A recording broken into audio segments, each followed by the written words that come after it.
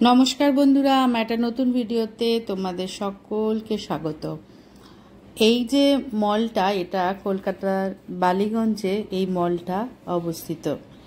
এই মলে হঠাৎই গেলাম আজকে ঘুরতে। মলে ঘুরতে যাওয়াটা মূল লক্ষ্য ছিল না, ছিল ঋদ্ধির সিনেমা দেখা। আজকে প্রথম ঋদ্ধির সিনেমা দেখতে ইচ্ছা করলো, এবং যে সিনেমাটা হবে কার্টুনের সিনেমা।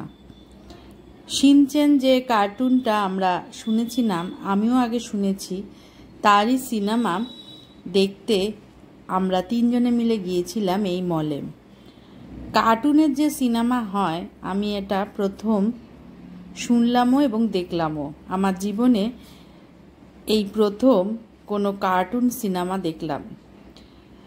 দেখে কিন্তু বেশ ভালোই লাগলো সিনেমাটা। সত্যি কথা বলতে কি, বাচ্চাদের সঙ্গে থাকলে, বাচ্চাদের মতো করে যদি আমরা আমাদের জীবনটাকে উপভোগ করতে চাই, তাহলে কিন্তু বেশ ভালোই লাগে।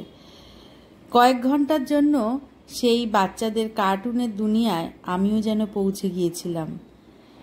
শিনচ্যান নিয়ে আমার কোনোদিনই খুব একটা বেশি আগ্রহ ছিল না, কিন্তু ঋদ্ধির সাথে থেকে, ঋদ্ধির যেহেতু শিনচ্যানকে খুব ভালো লাগে, তাই জন্য ঋদ্ধির ভালো লাগার সাথে আমার নিজের ভালো লাগাটাকেও কোথাও যেন মিশিয়ে দিয়েছিলাম কয়েক ঘন্টার জন্য। বেশ সুন্দর লাগলো কিন্তু সিনেমাটা দেখতে।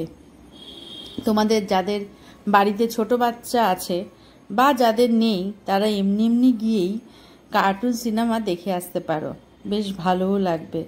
আমার তো বেশ ভালোই কাটলো কয়েক ঘন্টা। বেশ নতুন একটা অভিজ্ঞতা হলো। এই নতুন অভিজ্ঞতা করার পরে আমরা এই মলটা ঘুরতে বেরিয়েছিলাম। সিনেমা দেখার পরে মল ঘুরতে ঘুরতে হঠাৎই যেদিক দিয়ে আমরা এন্ট্রেন্স নিয়েছি, সেখানে এই পিয়ানোটা চোখে পড়ল। সেই পুরনো দিনের পিয়ানো। আর এই পিয়ানো সচরাচর এখন কিন্তু আমি তো অন্তত দেখি না এরকম পিয়ানো। অনেক দিন পরে এরকম পিয়ানো দেখতে পেয়ে আমার ভীষণ ভালো লাগলো। তাই ঋদ্ধিকেও সেই পিয়ানোটা দেখালাম। আর মলের ভিতরটা অসম্ভব সুন্দর, ভীষণই সাজানো গুছানো। দেখলে মনে হবে বিদেশের কোনো একটা মলে চলে এসেছি। এই মলটার নামটা আমি বলছি না, যারা জানো তারা কমেন্টস বক্সে জানিয়ে যেও এই মলটার নামটা কি। আমার তো ভীষণ ভালো লাগলো এই মলটাতে গিয়ে। বেশ নতুনত্ব একটা অনুভূতি তোমাদের সাথে শেয়ার করলাম।